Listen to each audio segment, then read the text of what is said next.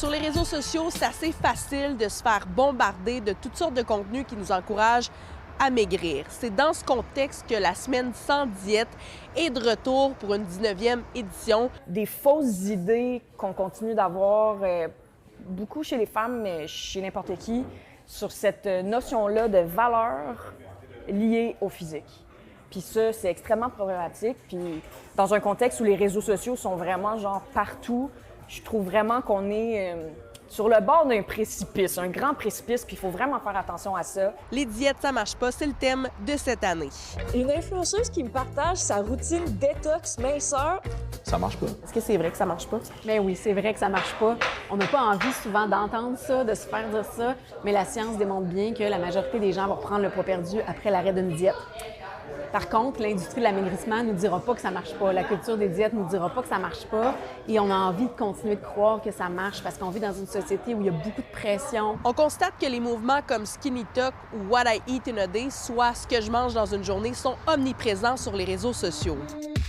Je vois beaucoup de TikTok comme ça, c'est vraiment de mode en ce moment, tu sais, comme Kate Moss, puis genre être comme vraiment skinny modèle. Puis souvent, les personnes, ils font juste montrer comment leur repas du déjeuner, dîner, souper, c'est des cocombes, puis genre... Le contenu comme ça peut vraiment, je pense, comme rentrer dans l'esprit de quelqu'un puis comme motiver à faire de même. Ça peut être quoi les impacts pour des jeunes filles qui ont comme 14, 15, 16 ans?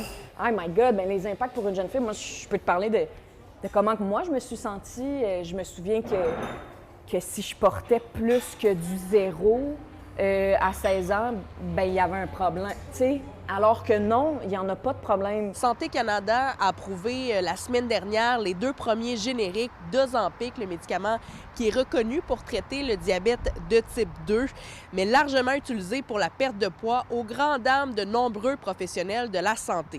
Le prix de la sémaglutide pourrait passer de 300-400 $ sous la barre des 100 $. Je pense qu'il faudra faire énormément d'éducation auprès du public et des professionnels de la santé pour qu'on tire le maximum des bénéfices en limitant les inconvénients. Mais je crois qu'inévitablement, on risque d'avoir un certain nombre d'utilisations hors indication.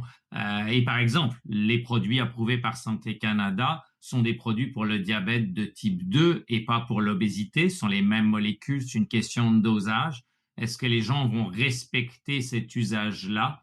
Permettez-moi d'avoir quelques doutes compte tenu de la pression très importante. L'arrivée des génériques d'Ozempic entraîne une mise en garde de plusieurs professionnels de la santé, alors que les standards de beauté sur les réseaux sociaux entraînent toujours plus de gens à vouloir perdre du poids à tout prix. À Montréal, Élie Mercure, pour Nouveau Info.